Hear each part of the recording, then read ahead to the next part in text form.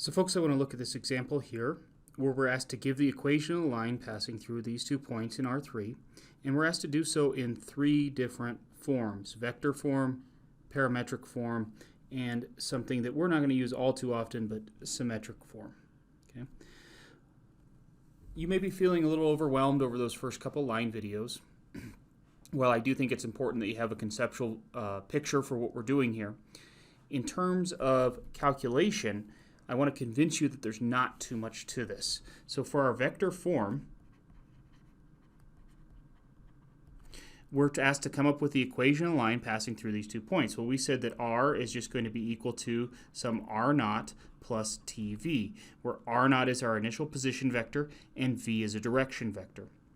So our r naught, in this case, we could pick either of these 2 vectors. I'll pick the first one, minus 3, 4, 5.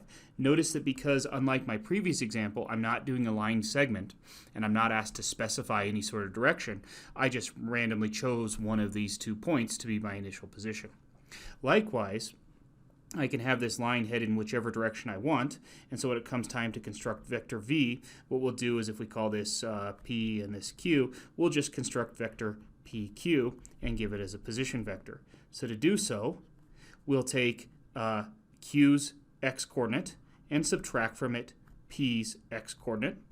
Then we'll take q's y-coordinate and subtract from it p's y-coordinate. Then we'll take q's z-coordinate and subtract from it p's z-coordinate. And there we've got our direction vector, which in this case is the direction vector 8, minus 5, minus 5. So now that I've written my position vector and I've come up with my direction vector, I'm ready to give the equation of this line. So it will be r is equal to minus 3, 4, 5 plus t times 8 minus 5 minus 5. And let's add to this what values t can take on.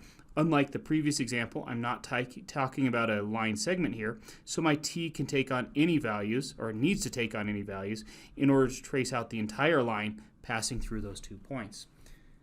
That's all there is to constructing a vector equation of a line.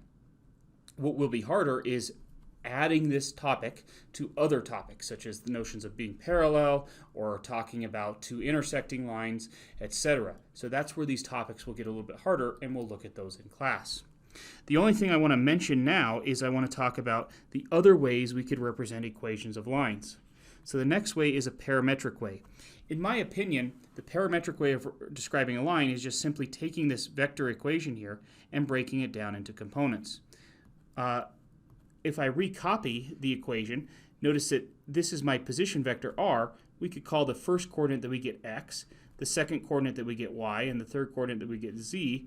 And then I'm just going to copy our results from part 1.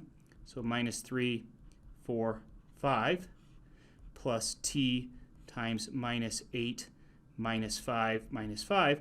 And now I'm going to, from this, sort of deconstruct the 3 parametric equations. Well, I can just read across as x is equal to minus 3 plus t times minus 8.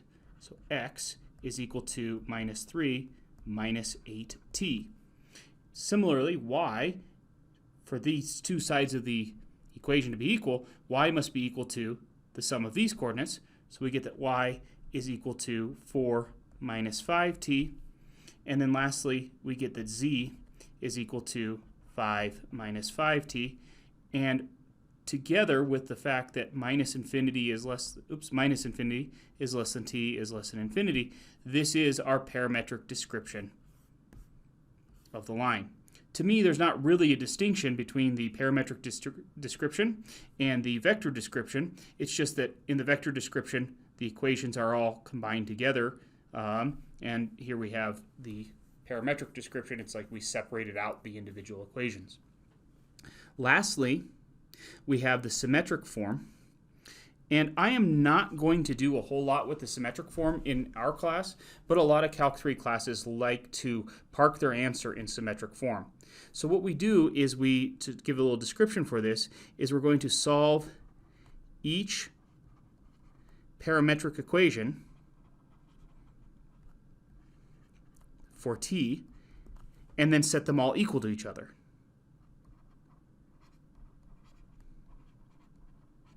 So if I were to solve this first parametric equation here for t, what I would have is that t is equal to x plus 3 divided by negative 8. I took this first equation here and I solved it for t.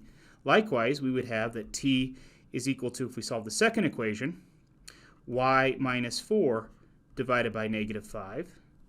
And then finally, if we solve the third equation, we'd have that t is equal to z minus 5 divided by negative 5.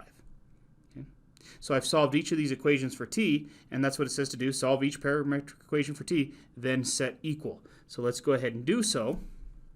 To give the parametric form of the line, or excuse me, the symmetric form of the line, we're going to say that it's x plus 3 over negative 8 is equal to y minus 4 all over minus 5 is equal to z minus 5 all divided by minus 5. And if I wanted to, maybe I'd multiply everything by negative 1 and simplify it. But this is the symmetric form of the line. Okay? The two big ones for our class, folks, are this vector description of the line and this parametric description of the line. We will not use the symmetric equations much, or if at all, but I wanted to make sure that you saw those. So folks, that finishes up our introduction to a line, and I will see you next time. Thanks.